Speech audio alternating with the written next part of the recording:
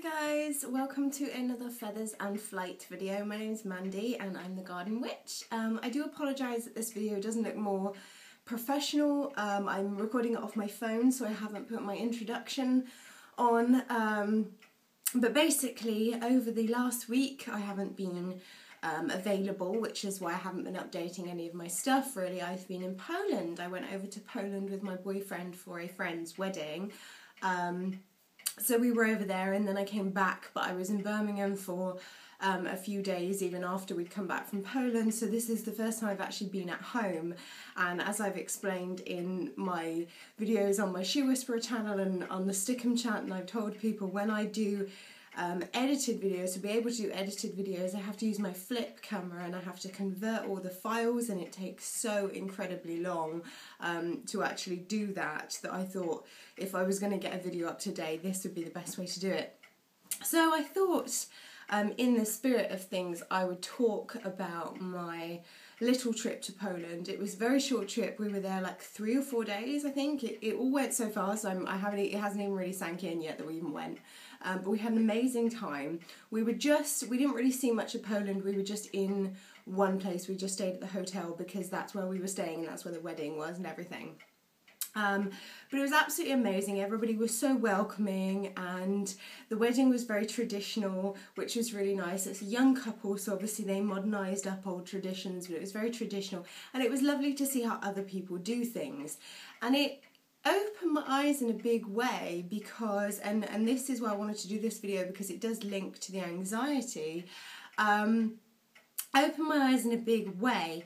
The wedding itself was not until 5 p.m. in the evening, and after the initial ceremony the wedding started, like the party started. Now there wasn't really like any point where we all sat down and ate food because it was a 13-course meal which happened throughout the period of about 9 hours, so the food just kept coming, so you ate when you wanted to eat basically.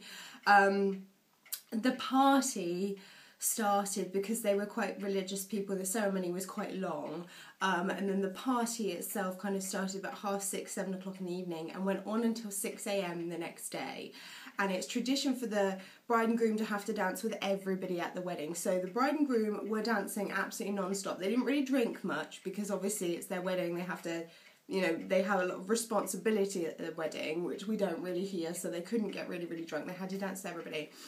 But it was just the nicest atmosphere in the world. I don't normally dance. If I go out, and it isn't very often that I would go somewhere like a nightclub or something, I don't really dance because of my anxiety. I don't like being crowded by strange people that I don't know.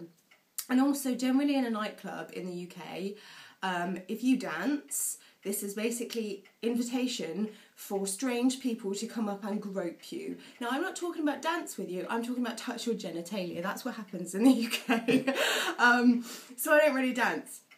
So I've always kind of shied away from it, and because of that I've done dancing throughout my life. I used to do ballet, I did the pole dancing and stuff like that, and I've done different types of like structured dancing, but I've never been particularly good at freestyle. I'm not really that good at just letting loose and dancing how I feel at that moment. But that is literally what everyone did. It was like the most amazing display of spirit dancing from very young children to very old people. It was absolutely amazing. Everyone was just... Oh, I do apologise, that's a telephone. Not going to be able to edit. La la la la la. Anyway, it was just the most amazing display of confidence. No, it was literally, obviously we were at a wedding, so I'm not going to say the whole of Poland is like this because I don't know, and I'm assuming it wouldn't be. But obviously, because it was a safe place, because the majority of people knew each other and everyone was so friendly, we got to know each other very quickly.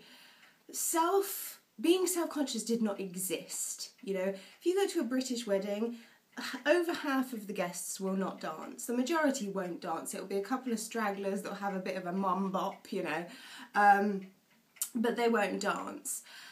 Here, every single person danced, and it wasn't a case of you have to dance with your own partner, blah blah blah. If I'd have been sat down, someone else's husband or boyfriend would have come and whisked me up, you know, within 2 seconds of my bum touching the seat, and there was no jealousness, there was, you know, nothing like that. It was just absolutely wonderful. I could go up to whoever I wanted and ask them to dance, young or old, and everybody was just happy to dance. The dances that they were doing were absolutely hilarious. These like we have like the Macarena and stuff like that, you know, like everybody knows that dance. They had a couple of those that everybody knew the dance. Absolutely hilarious ones. I've never laughed so hard.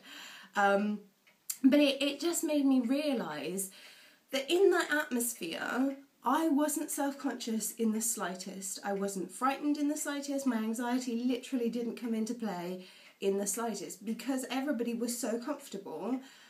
My anxiety literally switched itself off, and that was a big thing for me because it made me realise that my anxiety doesn't have to be on all the time. You know, obviously it wasn't something I'd done on purpose. It was something that happened because of the area I was in, because I felt so safe, because I was having so much fun. But I literally, nothing about me was self-conscious. I was boogieing like a mad thing. I was totally happy. I was over the moon, you know. And it was just so eye-opening to realise that being self-conscious is totally in my head. You know, being not safe in all of these different situations is totally in my head. You can be just as unsafe crossing the road as you can be, you know, doing anything.